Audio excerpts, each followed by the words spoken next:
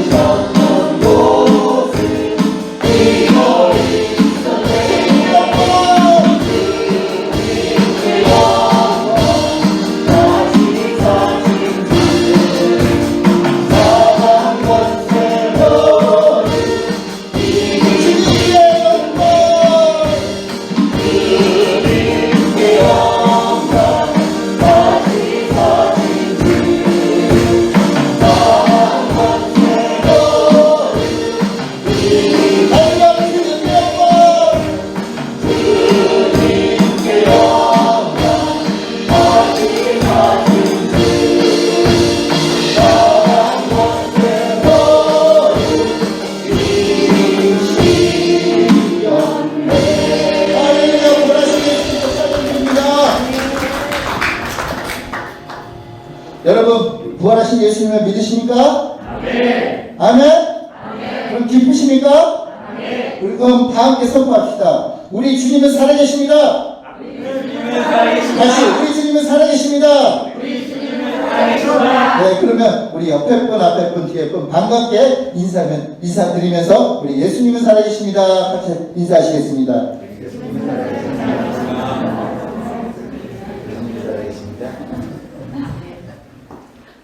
우리 다 함께 우리 살아계신 주님께 영광을 올려드립시다. 찬양하겠습니다.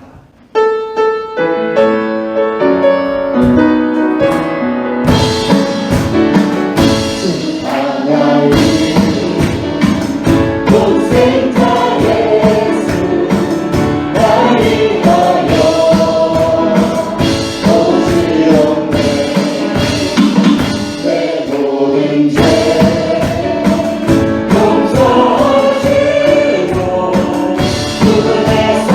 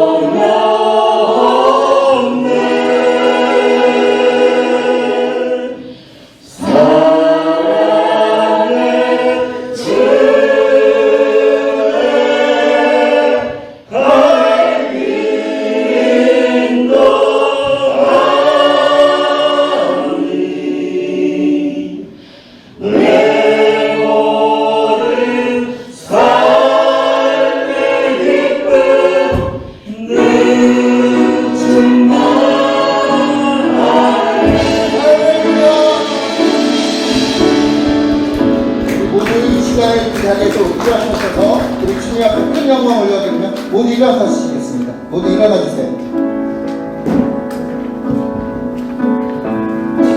주님 큰 영광 받으셔서 주님 큰 영광 받으소서.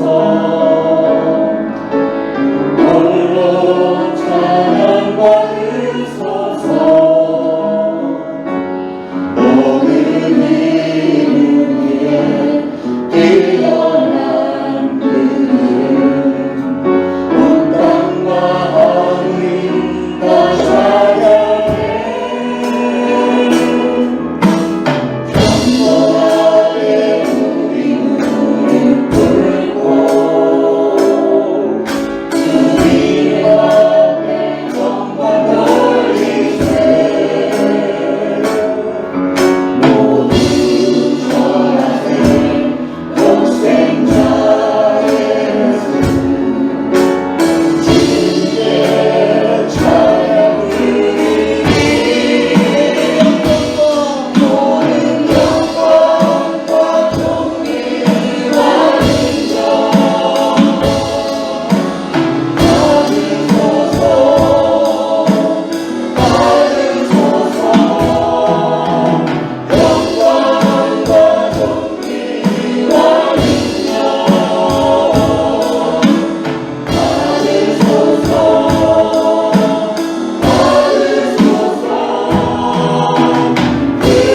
그리스도 살아계신 다시 고백합니다. 주님 큰 영광 받으셔서 큰 영광 받으소서. 홀로 찬양 받으소서. 모든 이름 위에 뛰어난 그 이름 온 땅과 하늘이 다 찬양해. 평범하게 우리 무릎 꿇고 주님 앞에 영광 돌리세. 모두 전하세. 독생자의 예수 주님께 찬양 드리리. 모든 영광과 존귀와 인정 받으소서. 받으소서. 영광과 존귀와 인정 받으소서.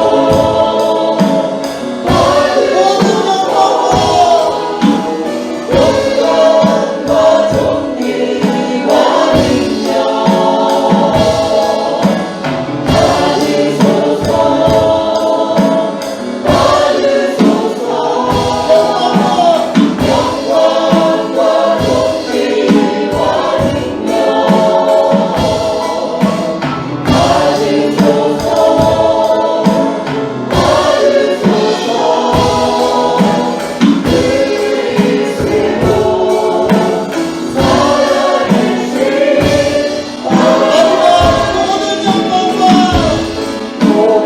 영광과 존귀와 인정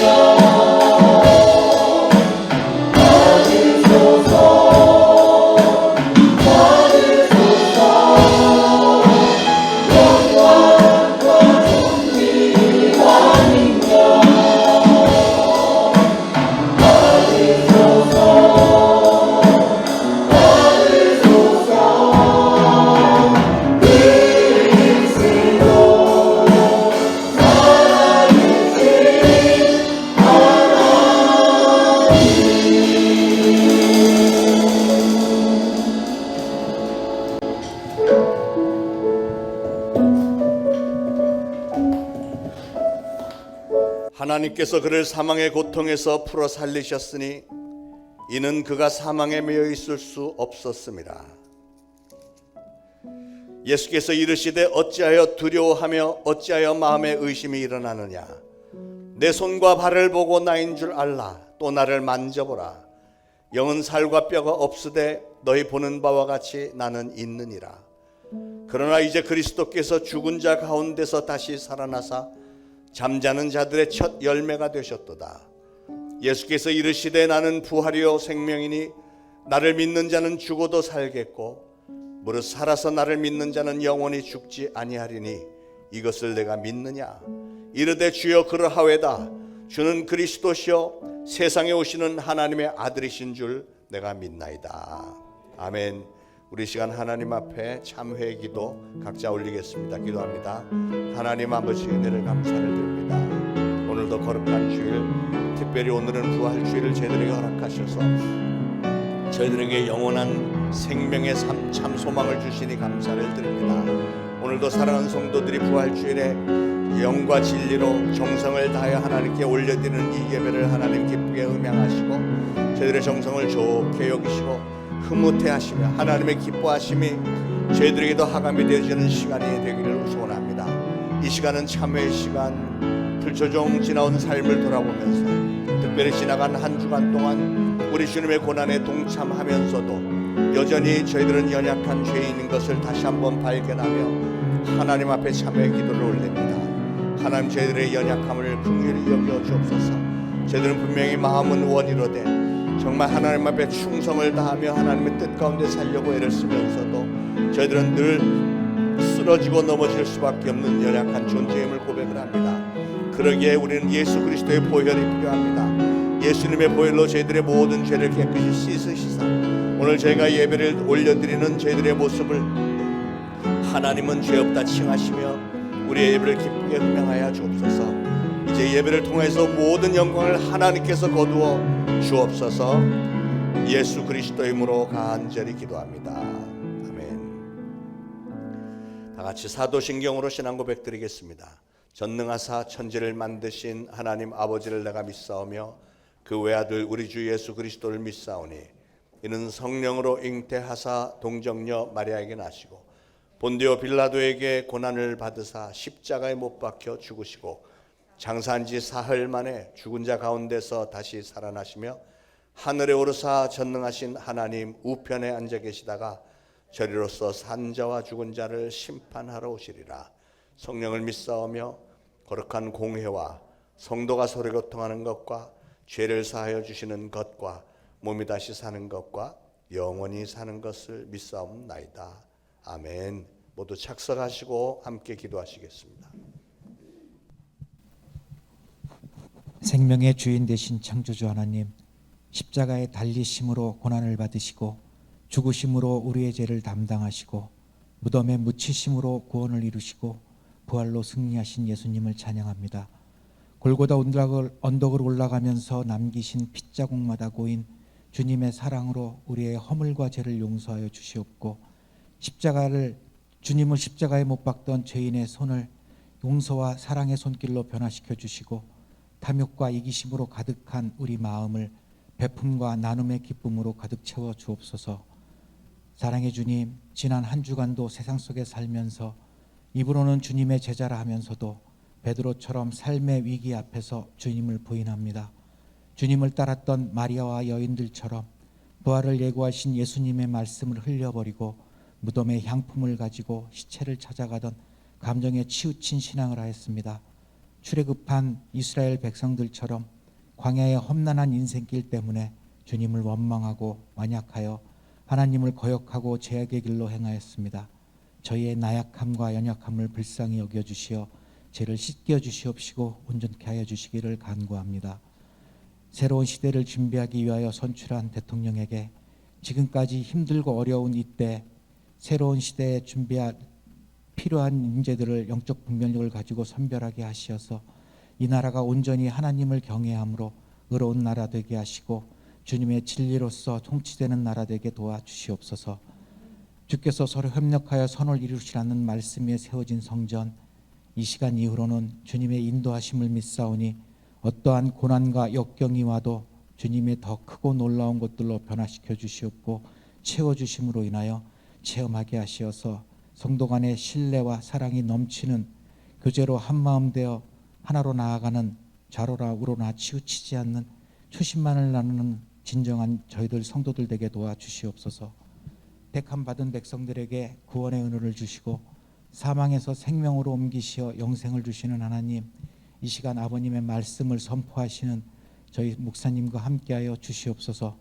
변화되는 세상 속에서 주님이 주신 사명을 감당하고자 준비하시며 실천안에 있어서 주께서 동행하심으로 온전한 주님만의 영광만을 드러나게 하시고 항상 성령 충만함으로 영육간 강건케 하시어서 그 입술로 선포되는 주님의 말씀이 살아운동 있게 하시어서 그 말씀을 듣고 주님의 자녀들로 변화되고 진정한 믿음의 자녀로 장차 주님이 준비하시는 잔치에 모두 참석할 수 있도록 준비하심에 부족함이 없도록 힘과 능력 허락하여 주시옵소서. 교육부서를 이끌어 가시는 전도사님들에게도 성령 충만케 하시어서 힘든 시기에 지치지 않고 주님의 사랑으로 자녀들을 인도하오며 성전을 위하여 애쓰고 노력하는 손길들도 주님 기억하시어서 그들의 순종을 통하여 축복의 통로가 열림을 알게 되게 도와주시옵소서. 이제 이 시간 이후로는 온라인 예배가 아닌 성전에 직접 나와 주님께 찬양과 예배를 드리며 감사의 영광 올릴 수 있도록 도와주시옵소서. 이후 다가오는 모든 신가들께서도 주님께서 예배하시고 준비하시고 인도하심을 믿사오니 저희들 항상 주님만을 바라보며 가장 좋은 곳으로 채워주심을 믿사오니 항상 영광 홀로 받아 주시옵소서. 감사하고 모든 말씀 우리 주 예수 그리스도 이름으로 기도드렸습니다. 아멘. 하나님의 말씀 마태복음 28장에서 보겠습니다. 마태복음 28장 1절로 10절까지 우리 다 같이 한 목소리로 받들어 봉독하시겠습니다.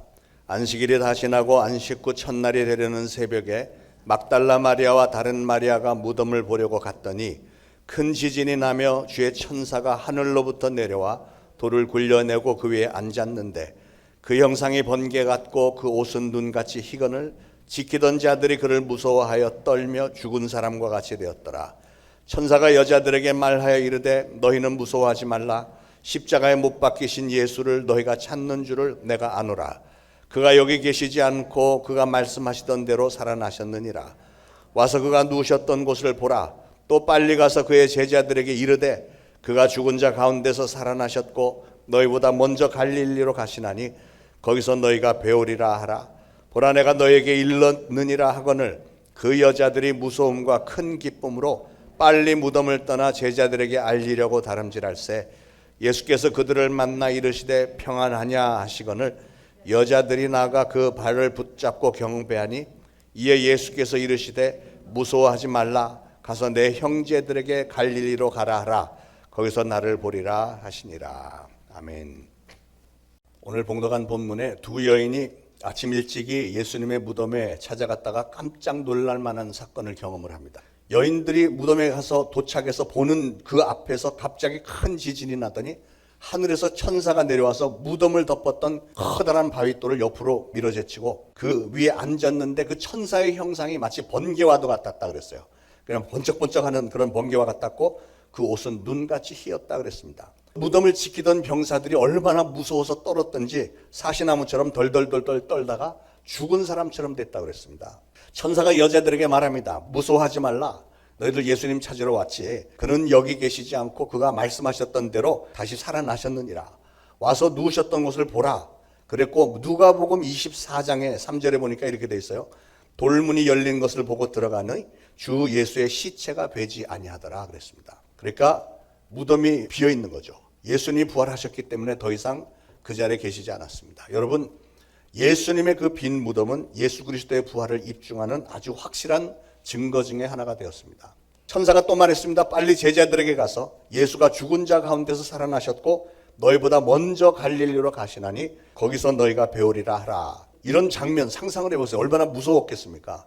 무섭기도 하고 예수님이 다시 살아나셨다니까 기쁘기도 하고 그래서 급히 제자들이 있는 곳으로 다름질해서 가는데 막 달려가는데 오늘 본문에 보니까 갑자기 예수님이 불쑥 나타나서 평안하냐?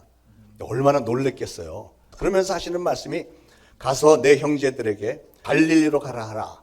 거기서 나를 보리라. 이렇게 말씀하십니다. 세상에 많은 사람들이 예수님이 부활하셨다는 사실을 믿지 않으려고 하고 받아들이지 않습니다. 그 이유는 우리 인간의 머리로는 도저히 이해할 수 없기 때문에 그렇죠. 믿지 않는 사람들에게는 이게 어떻게 보면 당연한 반응이지만, 그러나 그걸 잘 생각을 해보면 그건 자기 자신의 지식과 판단력이 최고 우선이고 내가 정확하다 이런 생각이고, 그래서 초자연적인 능력을 가진 하나님을 인정하지 않는 거잖아요. 그게 바로 성경적으로는 교만이라는 겁니다. 교만. 그러나 여러분, 우리는 인간의 지식이라는 게 얼마나 보잘것없고 얼마나 한정된 것인지 잘 알지 않습니까? 저도 분명히 이거다 이렇게 생각했던 것이 그게 사실이 아니라는 것을 얼마나 많이 발견합니까? 초등학교 1학년 손자가 학교에서 구구단을 배웠다고 할아버지 앞에서 자랑을 합니다. 할아버지, 나 구구단 다 알아요. 그랬더니 할아버지가 기특하게 여기면서 물어봅니다. 그래? 그러면 3 곱하기 4는 뭐지? 12죠.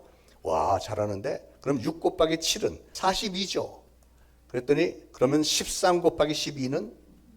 그랬더니 얘가 눈이 막 왔다 갔다 이렇게 하더니, 에이 할아버지, 세상에 그런 건 없어요. 할아버지는 너무 몰라요. 바보 같아요. 그런데 여러분, 할아버지가 모르는 겁니까? 이렇게 우리 인간들은 자기 자신의 머리로는 이해할 수 없는 사실에 대해서 그런 건 없어요 하고 거부 반응을 보입니다. 아니, 이 손자처럼 오히려 제대로 알고 있는 할아버지 상대방을 비하시키려고 드는 경향이 또 있죠.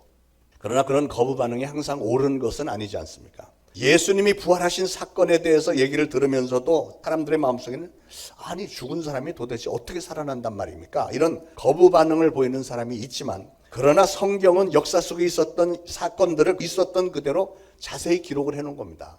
지난 2000년 인류 역사 속에서 세계의 수많은 지도자들과 지식인들이 그 예수님을 구주로 믿었고요. 대다수 사람들이 성경 말씀을 진리의 말씀이라고 믿어서 지난 1000여 년 가까이 베스트셀러로 모든 사람들에게 가장 많이 읽혀왔고, 실제적으로 이 인류의 역사를 주관한 책이 바로 성경책이잖아요. 되어지는 모든 일들에 보면 예언된 말씀들이 그대로 하나씩 하나씩 다 이루어져 가고 있지 않습니까? 그렇다면 예수님의 부활을 믿지 않는 여러분이, 혹시 여러분이 계시다면 그 이전에 예수님을 확실하게 믿었던 그 위대한 인물들 있잖아요.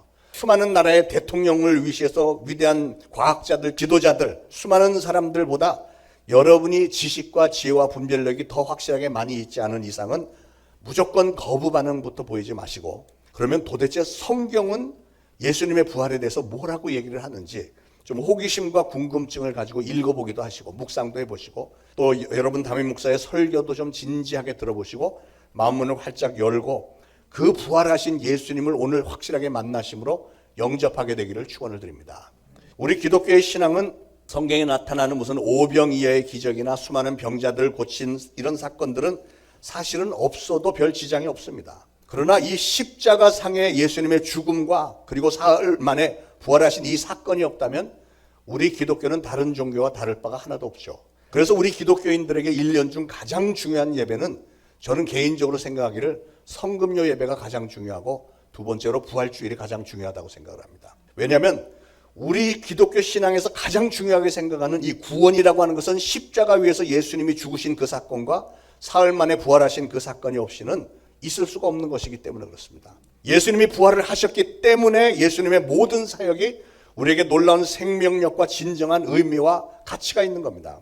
우리가 육신의 삶이 끝나고 나서 주님이 재림하시는 그날에 부활한다는 이 신앙이 없다면 오늘날 우리가 중요하게 생각하는 공의로움이나 자유나 평등, 진리, 선함, 사랑, 인내 이런 게 그 어떤 것도 생명력도 없고 아무런 의미도 없는 겁니다. 만약에 부활이 없다면 우리가 사람들끼리 서로 그렇게 굳이 사랑하고 누구를 용서해주고 품어주고 베풀고 굳이 이렇게 인내하면서 살아야 될 필요가 있겠습니까? 그냥 이 육신을 입고 사는 동안에 잘 살다가 가면 그뿐이지. 우리가 누구에게 양보하고 선을 베풀면서 살아야 할 이유가 없다는 거죠. 부활이 없다면 우리 인생이라고 하는 것은 꽃병에 꽂혀 있는 꽃과 다를 바가 별로 없습니다. 꽃이 피어 있는 동안은 잠깐은 화려하고 뭐 이렇지만 그렇게 잠깐 화려하면 뭐 하겠노?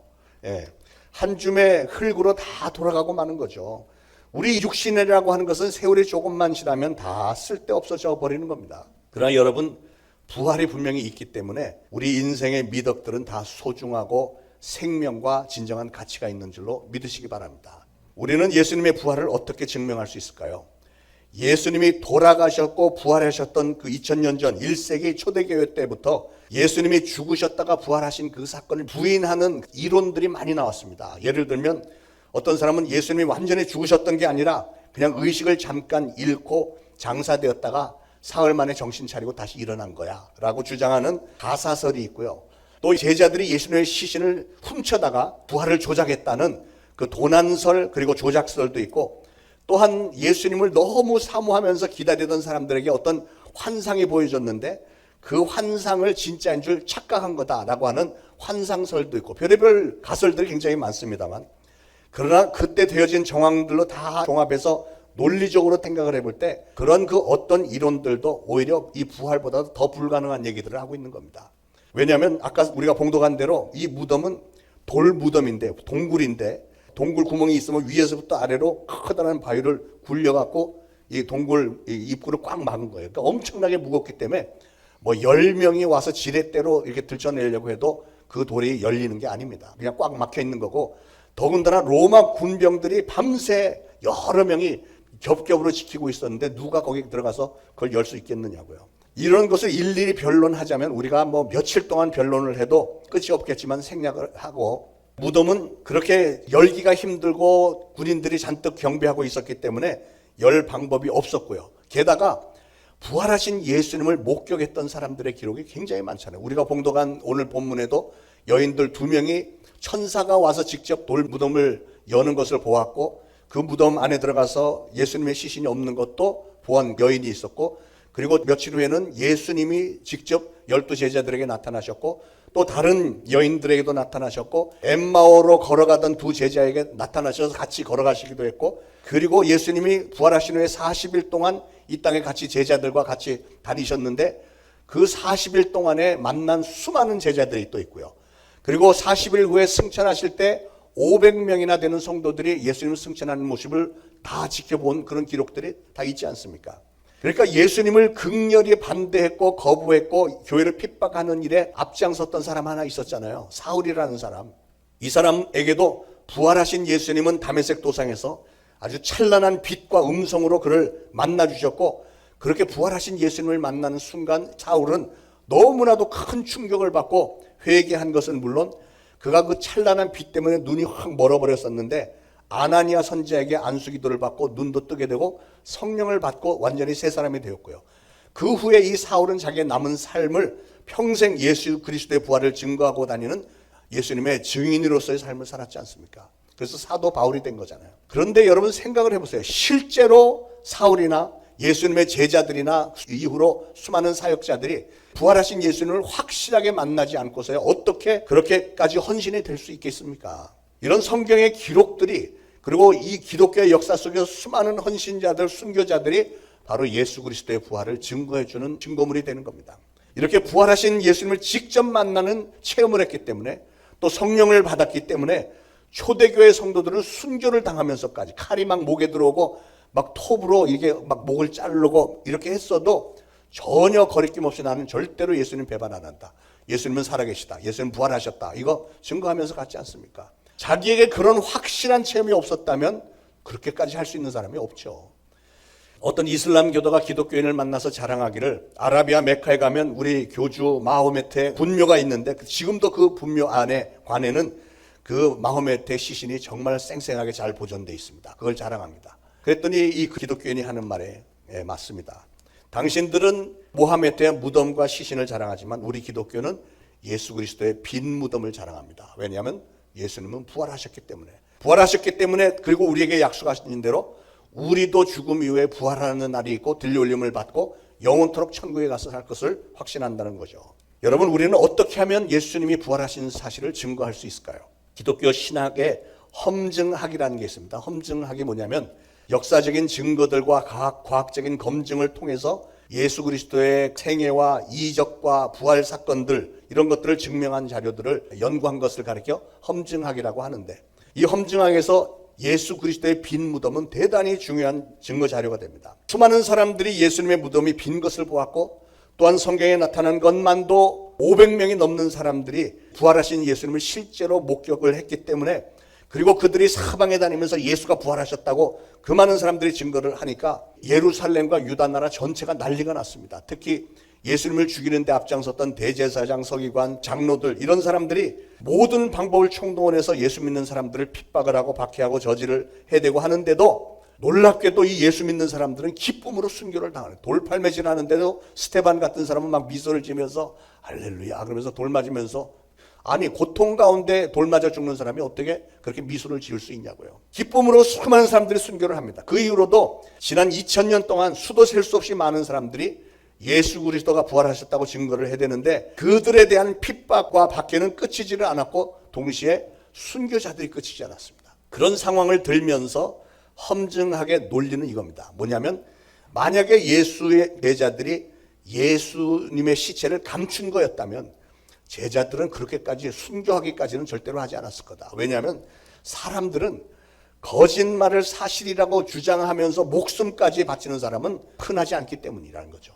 한두 사람이라면 혹시 그럴 수 있을지 몰라도 지금까지 수십만 명, 수백만 명의 그리스도인들이 확실하지도 않은 일을 위해서 평생을 헌신을 하고 순교를 당한다? 목숨까지도 기꺼이 바친다?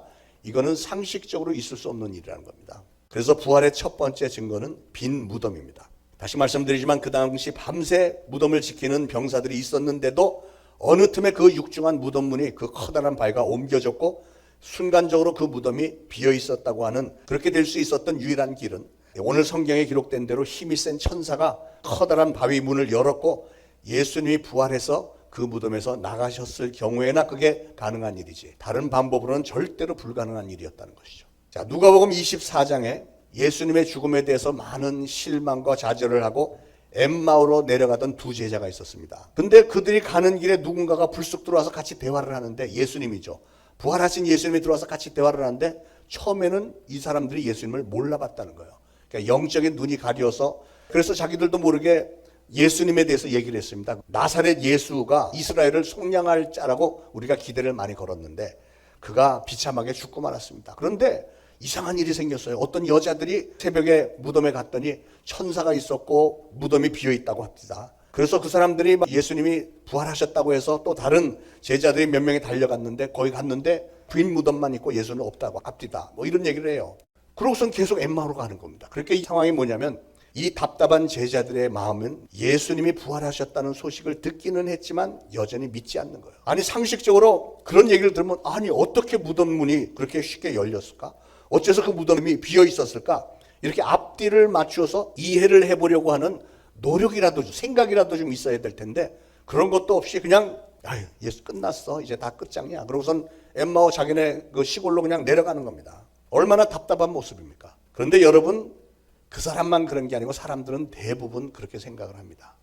참 신기한 거는, 제가 이제 목회를 오래 해보니까 제가 이렇게 설교를 하잖아요. 설교를 듣는 분이 많아요. 많은데 그 중에 어떤 분들은 막 은혜를 받고 막 삶이 달라지고 이러는데, 어떤 분은 야, 저 목사님 말 잘하네. 예, 저 미국에서 오래 살다 왔다는데 한국말은 어떻게 이렇게 잘해.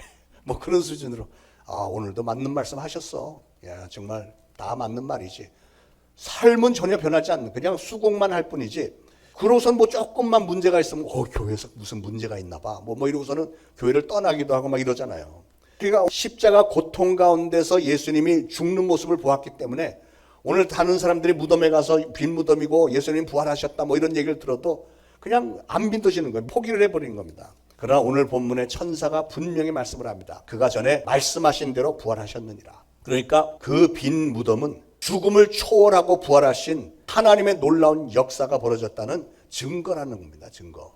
오늘 본문 중에서 특히 저의 마음을 사로잡는 말씀은 예수님께서 하신 말씀 중에 갈릴리에서 만나자 하신 말씀이에요. 갈릴리에서 만나자. 왠지 모르게 이 말씀이 저의 마음을 굉장히 뜨겁게 만들어줍니다. 사랑하는 여러분, 우리 예수님은 너무 좋은 분이세요. 이 제자들이 사실 어떤 사람들입니까? 솔직히 인간적으로 성경에 나오는 제자들의 모습을 보면 얼마나 답답하고 막 멍청하고 우둔하고 여러모로 부족한 사람들이잖아요. 3년 동안 매일매일 예수님과 다니면서 밤낮으로 보고 들은 게 뭡니까? 예수님이 다니면서 병든 자를 고치시고 귀신 쫓아내시고 많은 이적들을 행하시고 하늘나라의 복음을 전하고, 그게 한두 번만 그런 게 아니고 3년 내내 하루 24시간씩 달라붙어서 그걸 다 같이 배우고 들었던 사람들인데, 예수님이 로마 병정에 붙잡힐 때 하나같이 다 도망가 버렸습니다. 가룟 유다는 예수님을 은 30냥에 팔아먹기까지 했고, 베드로는 수제자라는 사람이 예수님에 대해서 나 저 사람 모르는 사람이야 3번이나 그렇게 부인을 했고, 마지막에는 예수님을 저주까지 욕까지 했다는 거 아닙니까? 그런데 그런 쓸모없는 제자들을 예수님은 부활하시자마자 찾아가시는 거예요. 왜 찾아가죠? 그냥 가서 한바탕 야단이나 치실 거라면 몰라도, 그런데 예수님은 제자들을 찾아가서 단 한 번도 뭐 섭섭하다거나 야단치거나 이런 거 없었습니다. 예수님을 3번이나 부인하고 나중에는 저주까지 했던 그 뻔뻔스러운 베드로였지만, 그 베드로를 예수님은 찾아가셔서 이런 질문을 하십니다. 요한의 아들 시몬아, 네가 나를 사랑하느냐? 시몬아, 네가 나를 사랑. 3번이나 이 질문을 하세요. 네가 나를 사랑하느냐? 그랬더니 이 베드로가 어찌할 바를 몰라서 자신 있게 대답을 못하고, 주님, 제가 주님을 사랑하는 거 주님 아시잖아요. 내 양을 치라. 그래, 너 나 사랑하니? 제가 사랑한다니까요. 내 양을 먹이라. 이렇게 3번을 다짐을 하셨죠. 그리고 나서 베드로는 막 심경에 번민도 많고 다시 한번 예수님을 향한 사랑과 존경심이 일어나는 겁니다. 그래서 베드로는 새롭게 다시 시작하는 거예요. 과거를 묻지 않으시는 예수님의 그 놀라운 사랑 앞에 감격하면서 눈물로 통회 자복을 하면서 충성을 다짐하는 겁니다. 영적으로 다 죽어가던 제자들이 예수님의 그 엄청난 사랑 앞에 완전히 녹아져서요, 다시 새로운 힘을 얻어서 부활의 증인으로 활기 있게 걷게 된 것은 무엇 때문이냐면 바로 예수님의 그 변함없는 사랑 때문에 그랬어요. 요한복음 13장 1절에 예수님이 세상에 있는 자기 사람들을 사랑하시되 끝까지 사랑하시느냐.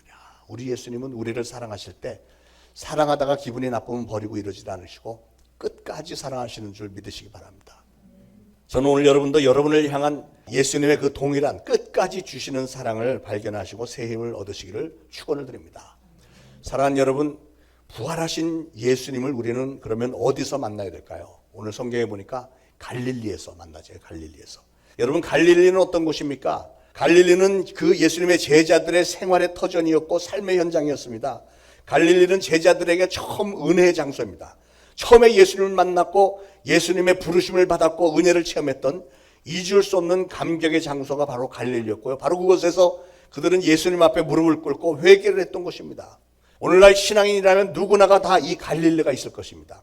여러분 스스로 한번 물어보세요. 내가 주님을 처음 만났던 곳이 어딘가? 그게 바로 여러분에게는 갈릴리가 되는 거예요. 내가 주님 없이는 못 살겠다고 몸부림을 치던 곳, 그곳이 바로 갈릴리입니다. 뜨거운 눈물로 회개의 절규를 하던 때가 언제였습니까? 우리는 바로 그때, 그 장소, 그 신앙의 고향을 좀 되살려야 되겠습니다. 회복해야 할 은혜의 자리를 말하는데 그 갈릴리로 우리는 다시 가야 되겠어요. 오늘날 많은 사람들이 신앙생활을 하면서도 기쁨을 얻지 못하는 것 같아요. 교회 밖에서는 깔깔거리고 웃고 막 굉장히 즐거워하다가도 주일날 예배드리라고 이 안에 오면 왠지 모르게 막 무거워지잖아요. 어두워지잖아. 왜 그럴까요? 하나님의 전에 나오면 정말 감사하고 기쁘고 막 즐겁고 이래야 정상인데 오히려 그렇지 않고 얼굴이 더 어두워지는 분들은 왜 그럴까? 오늘 말씀을 잘 묵상해 보니까 알겠어요. 왜냐하면 많은 사람들이 예수님이 부활하신 그 빈 무덤 앞에서만 맴돌고 있기 때문에 그렇습니다. 무슨 말이냐면 여러분, 빈 무덤은 예수님이 부활하셨다는 증거이기는 하지만 그 빈 무덤 앞에 우리가 머물러 있어서는 안 되고 우리는 반드시 예수님께서 우리를 만나 주시겠다고 했던 그 갈릴리로 가서 예수님을 만나야 되는 거예요. 예수님을 만나야 돼. 여러분, 제자들에게 갈릴리는 어떤 곳이었다고요? 갈릴리는 우리 예수님께서 전도를 시작하셨던 것이고 사역의 중심지였고요. 예수님이 처음에 다니시면서 제자들과 눈을 맞추면서 정말 부드러운 눈빛으로 나를 따르라. 내가 너를 사람 낚는 어부가 되게 하리라 하면서 자기들을 불러주셨던 곳이 바로 갈릴리입니다. 그 부르심에 순종해서 자기가 그동안 가지고 있었던 모든 것을 다 던져버렸고 순수하게 예수님을 따라 나섰던 곳이 바로 갈릴리입니다. 사랑하는 여러분, 여러분의 갈릴리는 어디입니까? 저는 간절히 바라기는 우리 초대신앙교회가 여러분 한 분 한 분의 갈릴리가 되어지기를 간절히 축원을 드립니다. 그리고 예수님을 처음 만나서 영접했던 그 순수하고 뜨거웠던 만남과 부르심의 기억과 사명을 오늘 이 부활절에 다시금 되찾으시기를 축원을 드립니다. 여러분, 이제 코로나 상황도 이제 끝물에 왔고 사회적 거리두기도 다 완화가 이제 돼가고 있습니다. 그래서 오늘 이 부활주의를 기점으로 다시 한번 우리가 신앙을 추스르고 재출발할 수 있기를 축원을 드립니다. 막달라 마리아가 부활의 주님을 만나고 나서 감격해서 내가 주님을 보았노라 2000년 전 오늘 새벽에 미친 듯이 외쳤던 것처럼 여러분도 이 시대에 그 예수 그리스도의 부활의 증언자들이 되시기를 축원을 드립니다. 뿐만 아니라 하나님의 능력으로 이루어진 이 부활 사건을 그냥 전설 수준으로 생각하지 마시고요. 이 부활주일에 여러분의 삶에도 그 부활하신 주님을 확실히 인격적으로 만나는 체험이 있기를 축원을 드립니다. 그래서 여러분의 신앙이 앞으로는 더욱더 생명감이 있고 생동감이 넘치는 그런 신앙이 되기를 간절히 축원을 드립니다. 여러분, 부활하신 주님이 찾아가신 곳이 어디였죠? 제자들이 두려움에 떨면서 문을 걸어 잠그고 숨어 있었던 그 방 안에 예수님은 찾아가셨습니다. 실망과 좌절에 빠져서 힘없이 엠마오 길로 터덜터덜 걸어가던 그 제자들을 예수님은 찾아가신 겁니다. 의심하는 제자들, 아직도 뭐 부활했다는 얘기가 들려오긴 하는데 뭐가 뭔지 감이 잡히질 않고, 그래서 갈릴리 바다로 돌아가서 그냥 나는 어부 노릇이나 다시 해야 되겠다 했던 그 제자들을 예수님은 다시 찾아가서 만나주신 겁니다. 무슨 말입니까? 오늘날도 예수님은 우리의 생활의 환경 속에 찾아와서 우리를 만나주신다는 사실입니다. 예수님은 오늘도 여러분 삶 가운데 찾아오셔서 여러분에게 예수님이 다시 부활하신 것을 확인시켜 주시고 여러분에게도 그 부활의 신앙이 있기를 간절히 원하시는 줄 믿으시기 바랍니다. 이 사건에 대한 또 한 부류의 반응은 4절입니다. 4절에 지키던 자들이 그를 무서워하여 떨며 죽은 사람과 같이 되었더라 그랬죠. 그러니까 무덤을 지키던 이 로마 병사들이 갑자기 벌어진 이 사건을 보면서 얼마나 떨었어요. 갑자기 번쩍거리는 천사가 내려오더니 그 어마어마하게 큰 바위를 옮겨놓고, 그러고서 예수님이 부활해버린 이 사건 가운데 막 로마 병사들이 혼이 다 빠져서 죽은 사람처럼 됐다는 건 아니에요. 그러니 예수님이 부활하셨다는 이 소식을 들은 빌라도와 가야바 대제사장, 이런 사람들이 얼마나 두려워서 떨었을까요? 예수님의 제자들도 마찬가지죠. 끝까지 예수님과 함께 있지 않고 예수님의 위기에 빠지니까 그냥 후닥닥 도망쳐 버렸으니까 얼마나 창피하고 그 예수님이 날 찾아올까 봐 얼마나 또 두려웠겠어요. 예, 두려운 것보다도 얼마나 부끄럽고 죄송했겠습니까? 근데 여러분, 그런 상황에서 만약에 여러분이 부활하신 예수님이라면 그 사람들을 찾아가서 뭘 하셨을 것 같으십니까? 저는 아직도 인간적인 설계가 있어서 그런지 저 같으면 가장 먼저 빌라도 찾아갔을 것 같아요. 빌라도 멱살 잡고, 야, 너 정치 좀 똑바로 해라. 너 분명히 네 생각에 내가 죄가 없는 거라고 생각을 했었잖아. 그런데 막 군중들이 죽여라 그런다고 나를 십자가에 못 박으라고 내줘? 이런 무고한 사람을 십자가 사형에 몰아넣냐? 너도 한번 십자가 달려볼래? 실제로 그렇게 안 해도 겁이라도 한번 좀 줬으면 좋겠다는 생각이 들어요. 가야바 대제사장 찾아가서 너 하나님의 뜻을 똑바로 전하라고 대제사장 세웠더니 네가 그러고도 대제사장이냐? 그럼 넌 이름이 왜 가야바냐? 너도 십자가 길을 좀 가봐야만 알 수 있다는 거야? 가야바? 하여튼 그런 식으로 막 그 못된 사람들에게 좀 혼을 좀 내주고 싶은 생각이, 충동이 있어요. 그리고 제자들에게도, 야, 니들이 어떻게 나한테 이럴 수 있냐? 내가 3년 동안 너희들에게 베푼 게 있는데 어떻게 나를 버리고 그렇게 도망치냐? 베드로, 그러고 너 나를 그렇게 저주까지 해? 너무한 거 아니야? 뭐 이 정도는 좀 해주고 싶을 충동도 있었을 텐데 우리 예수님은 전혀 그런 거 안 했어요. 역시 예수님은 아무도 책망하지 않으셨습니다. 예수님에게는 원수가 없는 거예요. 왜냐하면 예수님은 우리 인간의 연약함을 너무나도 잘 알고 이해를 하시기 때문에 그럴 수밖에 없는 존재라는 걸 우리 예수님은 너무 잘 알고 계신 거예요. 예수님은 그저 그런 우리의 연약함에도 불구하고 우리를 여전히 사랑하시고 그 모든 사람들을 다 하나같이 긍휼히 여기셨어요. 하다못해 자기를 팔아먹은 가룟 유다를 향해서도 너 어쩌자고 그런 짓을 했어. 너는 차라리 태어나지 않았더라면 저에게 좋을 뻔했다. 왜냐하면 태어나지 않았더라면 그런 짓 할 일도 없을 것이고 지옥 형벌을 받을 일도 없었을 테니까 그냥 긍휼히 여기는 거예요. 긍휼히. 그러니까 우리는 상상도 할 수 없는 어마어마한 사랑을 우리는 볼 수 있잖아요. 사랑하는 여러분, 예수님의 무덤은 비었습니다. 그분은 죽음을 이기고 부활하셨습니다. 예수님의 부활이 우리의 소망인 줄 믿으시길 바랍니다. 예수님이 사셨기 때문에 우리도 살게 될 것입니다. 이제는 절망과 어둠을 박차고 새롭게 일어날 수 있습니다. 이 부활의 승리를 여러분 평생에 날마다 선포하시면서 찬양하시길 바랍니다. 사랑하는 여러분, 여러분의 인생길에 여러분을 감금하고 있는 돌문이 과연 어떤 것들이 있을까요? 돈 문제입니까? 자녀 문제입니까? 육신의 연약한 문제가 있습니까? 사업의 문제가 있습니까? 그런 모든 인생의 짐들을 우리 예수님께서 다 짊어지시고 사망의 권세 아래 사흘간 갇혀 계시다가 사흘 만에 모두 다 깨쳐버리셨습니다. 그 주님 앞에 여러분의 인생 전부를 한번 걸어보시기 바랍니다. 그러면 여러분의 인생 앞길을 막았던 바위가 굴러져 나가게 될 줄로 믿습니다. 오늘 이 부활의 아침에 그동안 여러분을 괴롭혀왔던 모든 어둠의 세력들이 다 결박당하고 쫓겨나가는 역사가 일어나기를 축원을 드립니다. 모쪼록 우리 초대신앙교회 모든 성도님들은 이 부활신앙으로 아주 철저하게 무장을 해서 예수님께서 사망의 권세를 깨뜨리시고 부활하여 승리하셨듯이 이 음란하고 폐역한 세상에서 날마다 승리하시는 저와 여러분들 되시기를 예수 그리스도 이름으로 축원을 드립니다. 기도하겠습니다.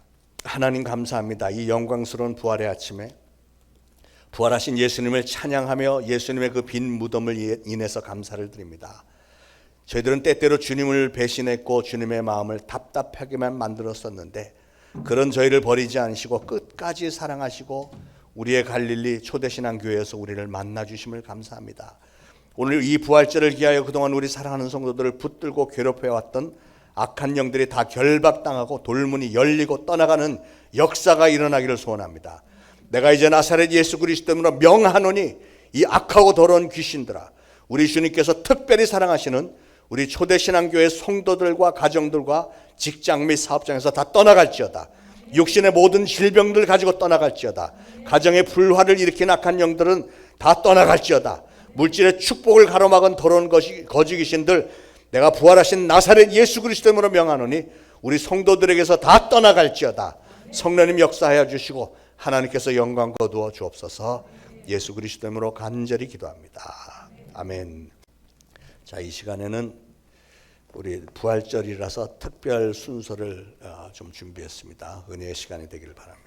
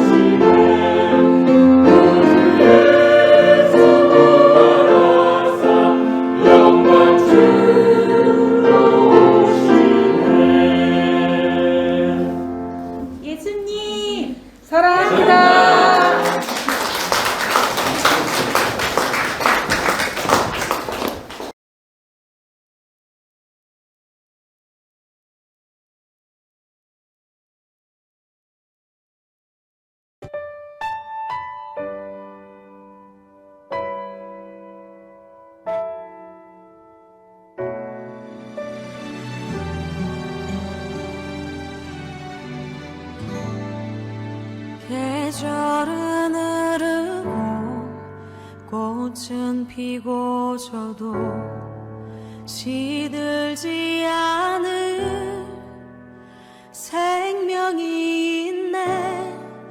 바랄 수 없었던 죄인인 나에게 생명의 주님 자신을 주셨네. 나의 삶은 내 주 예수의 것이니 내 생명 나의 예수로 살리. 내 모든 것 내 주 예수의 것이니 내 전부 되신 예수로 살리.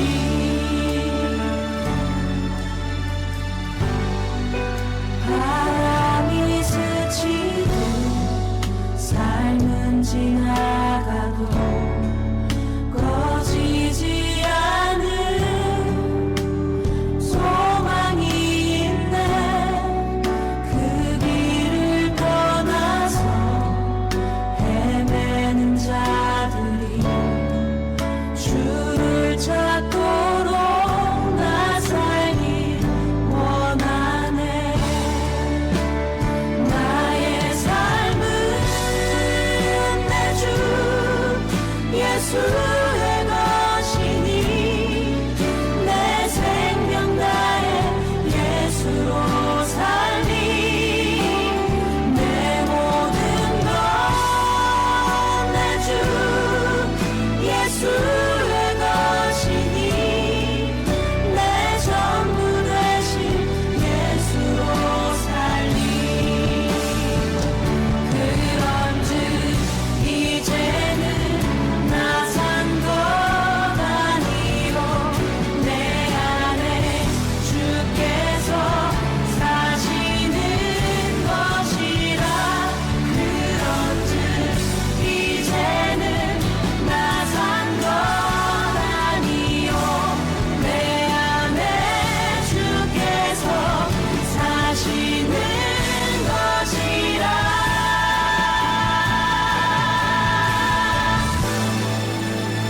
나의 삶은 내 주 예수의 것이니 내 생명 다해 예수로 살리.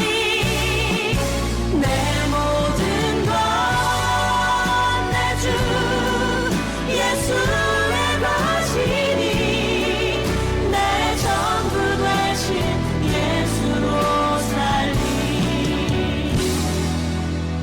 내 전부 되신 예수로 살리.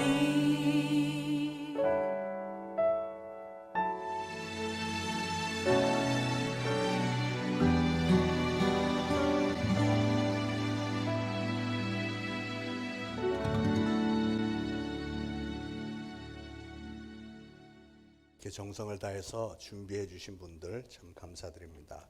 특히 이제 마지막에 그 헵시바 워십팀은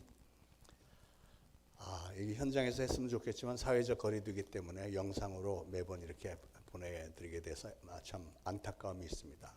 보면은 한 20대, 30대 이렇게 보이잖아요, 움직임들이. 근데 저 팀원 중에 한 명이 아까 얘기하기를 4명 나이를 합치면 200이 넘는다. 대단한 것 같아요. 하나님의 은혜로, 정말 은혜로 하는 거니까 은혜도 넘치고 참 감사합니다. 우리 준비하신 예물 바치시면서 159장 1절과 4절 보겠습니다.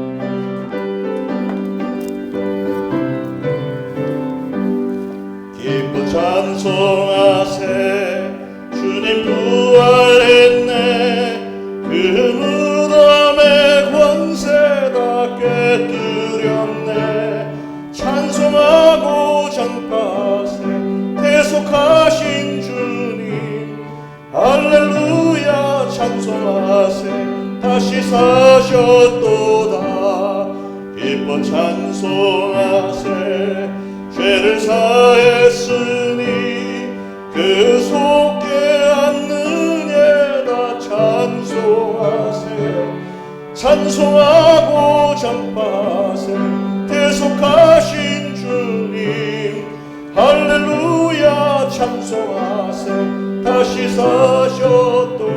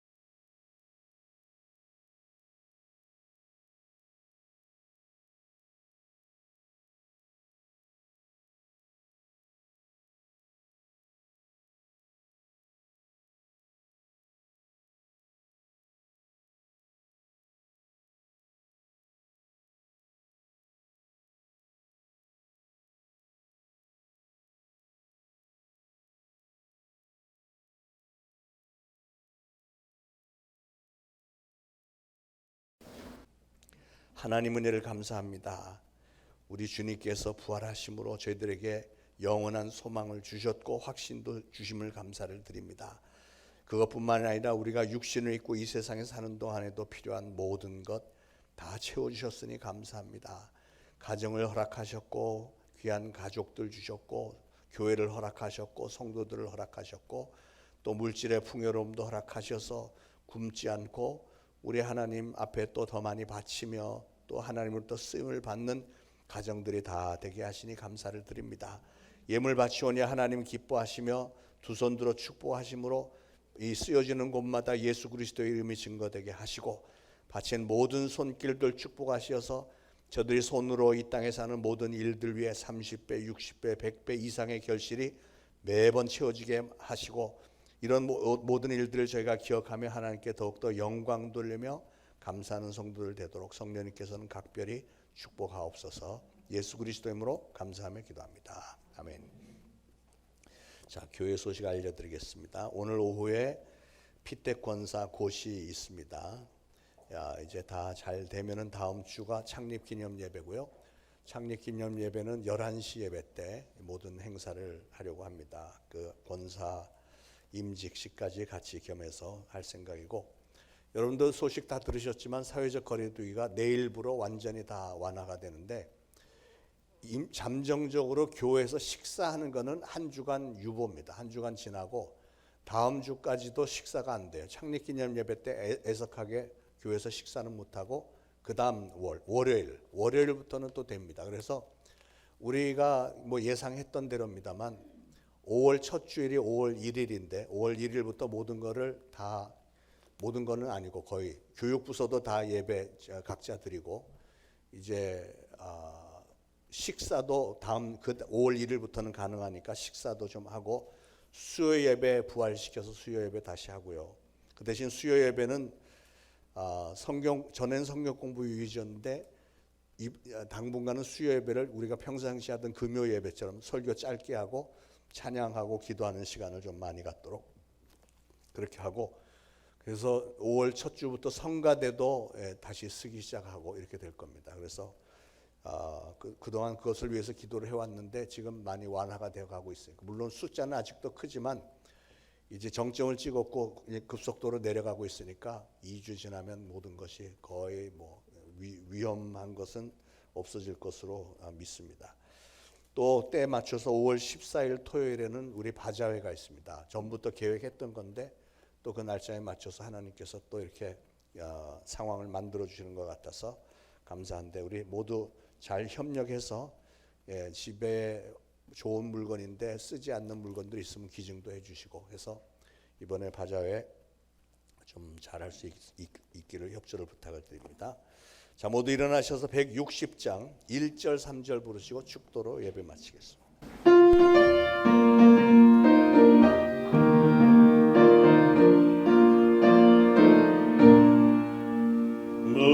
무덤에 머물러 예수 내 구주 새벽 기다렸네 예수 내 주